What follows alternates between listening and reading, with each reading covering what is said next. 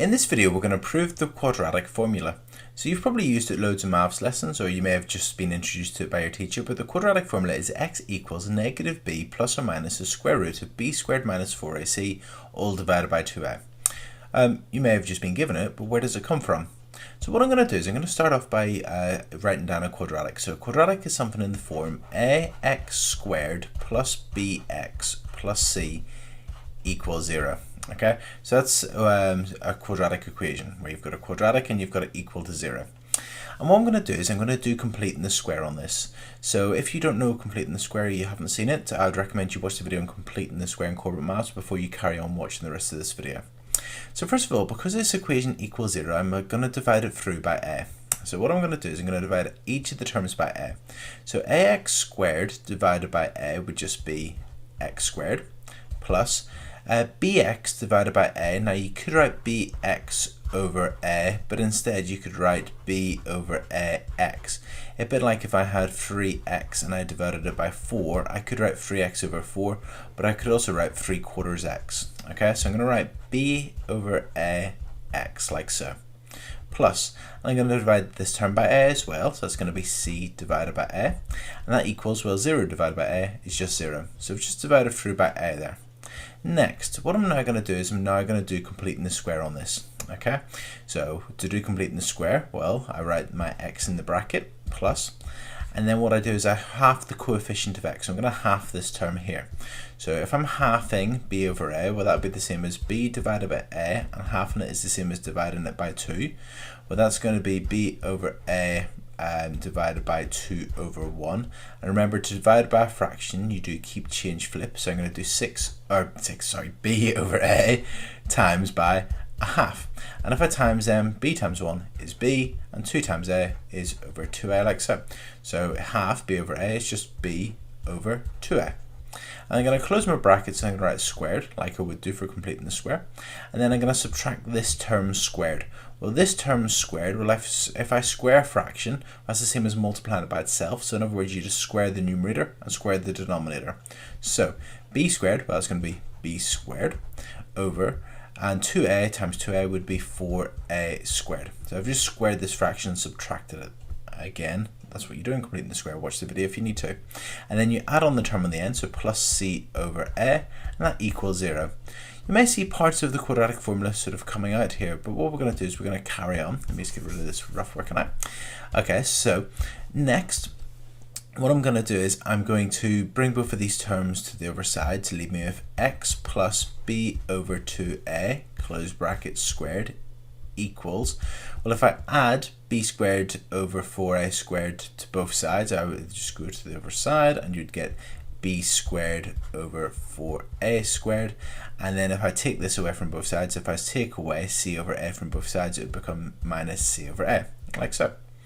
Next, what I'm going to do is I'm going to actually work out this sum on the right hand side. I'm going to subtract c over a from b squared minus b squared over 4a squared. In other words, I need to give it a common denominator. So that would become, well, it's still x plus b over 2a, close bracket, squared, and I'm going to give these a common denominator. Now if I've got 4a squared and a, I'm going to times top and bottom of this fraction by 4a. The reason I'm choosing 4a is because then the denominator will become 4a squared. So let's do that. So timesing c over a, both the top and the bottom, by 4a would give you 4ac on the top, because 4a times c would be 4ac, and on the bottom 4a times a would be 4a squared. So I've given them a common denominator. Next, let's combine it as a single fraction. So I've got x plus b over 2a, close bracket, squared, equals, and if I subtract this or combine it as a single fraction, you're going to get b squared minus 4ac, all divided by 4a squared. Okay. Next, well, I'm going to square root both sides, as you would do whenever you're doing completing the square. To solve it, you would square root both sides. So you're going to get x plus b over 2a equals, and remember it's plus or minus, and then it's the square root of the whole thing. So that's b squared minus 4ac, all divided by 4a squared. Now, if you square root a fraction, for instance, if I wanted to square root 16 over 25, I could just square root the numerator and square root the denominator, so that would give me 4/5. So what I'm going to do is I'm going to actually square root this, okay? So I'm actually just going to go back up to the top of my page here, okay? So coming up here, just root that. So coming back up to the top here. So if I square root the numerator and square root the denominator, let's see what that would give me. So x plus b over 2a equals plus or minus. Now the top line I cannot square root, because if I've got b squared minus 4ac, well, that would just be the square root of b squared minus 4ac. But the bottom line is a square number, 4a squared. Well, if I square root that, that's going to give me 2a. As you can see, the quadratic formula is starting to form. Okay, so just to remind you what I've done there, I've square rooted the top line, but because it's two terms with a subtract sign, I've just got to do the square root over the whole thing. But the square root of 4a squared, well, 2a times 2a is 4a squared, so that would just be 2a in the denominator. Next, I just want to get what x is, so I'm going to take away b over 2a from both sides. So that would give me x equals, well, taking this away from both sides, b over 2a, I'm not going to put it on the end because I've got the plus and the minus, I'm just going to put it in the front. So if I take it away from this side, it would become minus b over 2a. And I'm going to put it in front of the plus and the minus, and then I've got the square root of b squared minus 4ac all divided by 2a. Now this is great because the denominators of both of these fractions are the same, they're both 2a, so I can actually combine them.